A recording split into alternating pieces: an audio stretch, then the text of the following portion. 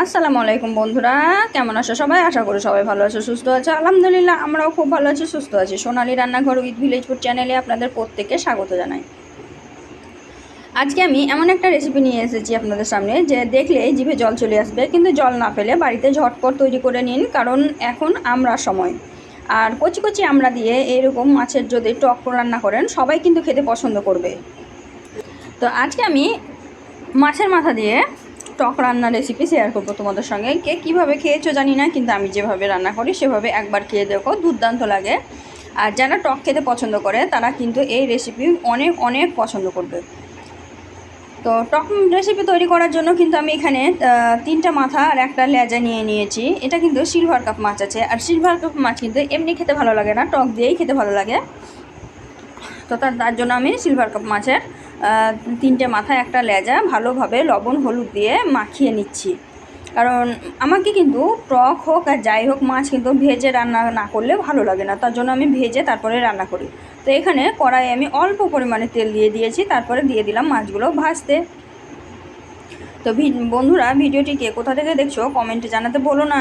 আর নতুন বন্ধুরা অবশ্যই আমার এই ধরনের আরও নিত্য নতুন ভিডিও পাওয়ার জন্য আমার চ্যানেলটিকে অবশ্যই সাবস্ক্রাইব করে দেবে। সাবস্ক্রাইব করে পাশে থাকা বেল আইকনটিকে একটু প্রেস করে দিও, তাহলে আরও নিত্য নতুন রেসিপিগুলো সবার আগে তোমার কাছে পৌঁছে যাবে। তো মাছটা আমি এই তো ভাজা ভাজা করে নিয়েছি, আর আমি কিন্তু এখানে মচমচা করে ভাজা ভাজা করিনি, হালকা করে ভাজা ভাজা করেছি, কারণ হালকা হালকা মাছ ভাজা টক দিয়ে কিন্তু খুবই টেস্টি লাগে। তার জন্য আমি ভাজা ভাজা করে নিয়ে একটা বাটিতে তুলে নিয়েছি। তো এই তো আমি বাটিতে তুলে নিচ্ছি, দেখুন। তো মাছগুলো আমি তুলে নিয়েছিলাম, তারপরে আমি একটু সামান্য পরিমাণে আবার তেল অ্যাড করে দিয়েছিলাম।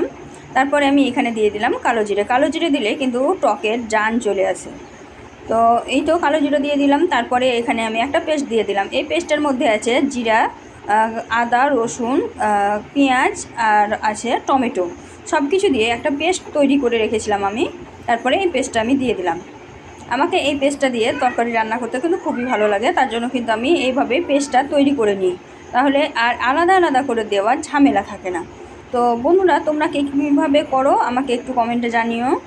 এই তো আমি একটু নাড়াচাড়া করে ভাজা ভাজা করে নিলাম, দেখুন সাইডে সাইডে তেল ছাড়তে শুরু করে দিয়েছে। এই পর্যায়ে এখন আমি একটু জল দিয়ে দিলাম। তাহলে কী হবে বলো তো, যে শুকনো মশলাগুলো দিব সেগুলো কিন্তু পুড়ে যাবে না, লেগে যাবে না, আর এই মশলাটাও ভালোভাবে কষানো হয়ে যাবে, আর ওই মশলাগুলো দিয়েও সুন্দর হবে।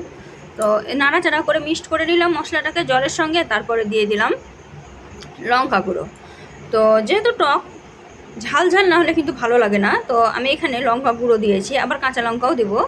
তো তারপরে দিয়ে দিলাম হলুদ গুঁড়ো, তারপরে দিয়ে দিলাম জিরা ধনিয়া পাউডার, তারপরে দিয়ে দেবো স্বাদ মতো লবণ। আর টকে কিন্তু একটু লবণটা বেশিই লাগে, তো তার জন্য আমি এখানে 2বারে লবণটা দিয়ে দিয়েছি। সব কিছু দেওয়া হয়ে গেছে, এখন আমি মশলাটা একটু সময় নিয়ে ভালোভাবে কষিয়ে নিব, কারণ মশলা কষানোর ওপরেই নির্ভর করে যে আপনার রেসিপিটা কেমন হবে। তো তার জন্য আমি মশলাটাকে একটু সময় নিয়ে কষিয়ে নিই। তো দেখুন মশলার জল কিন্তু পুরোপুরি শুকিয়ে গেছে, তেল ছেড়ে দিয়েছে। আর এই পর্যায়ে কিন্তু আমি কেটে ধুয়ে পরিষ্কার করে রাখা আমড়াগুলো দিয়ে দিয়েছি। আমড়াগুলো কিন্তু খুবই কচি, আর আমি এখানে 4 ভাগ করে কেটে নিয়েছি। তারপরে আমি মশলার সঙ্গে ভালোভাবে কষিয়ে নিচ্ছি। তো এই তো আমি ভালোভাবে আমড়াটাকে কষিয়ে নিচ্ছি।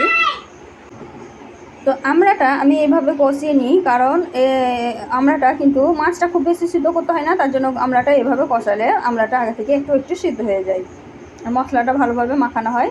তো তারপরে আমি ভেজে রাখা মাছটা দিয়ে দিলাম। এখানে ভেজে রাখা মাছটা এই কারণেই দিয়েছি, নাড়াচাড়া করতে যদি কোনো একটু ভেঙেও যায় অসুবিধা নাই, কারণ টকের মাছ একটু ভাঙা ভাঙাই বেশি ভালো লাগে।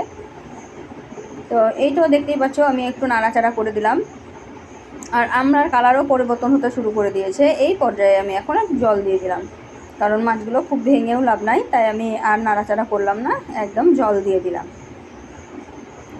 এই তো জল দিয়ে আমি ভালোভাবে নাড়াচাড়া করে নিলাম। তারপরে আমি আরেকটু জল দিয়ে দেবো, কারণ আমড়াটা সিদ্ধ হবে আর মাছটাও ফুটবে, তার জন্য আরেকটু জল লাগবে।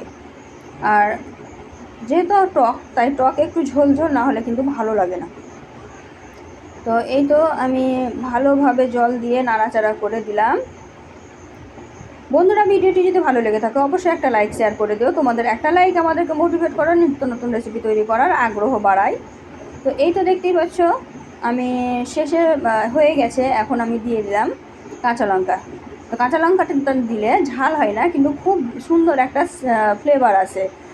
যারা কাঁচা লঙ্কা ঝাল খেতে পছন্দ করে তারা কিন্তু এই আমরা আর মাছের সঙ্গে, ঝোলের সঙ্গে লঙ্কাটা মাখিয়ে খেতে পারে। তার জন্যই আমি দিয়ে দিয়েছি, আর আমাকে তো খুবই ভালো লাগে ওই রকমভাবে খেতে।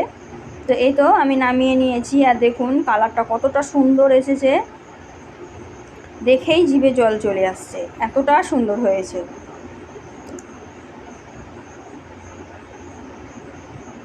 আমি একদম কাছ থেকে দেখিয়ে দিলাম।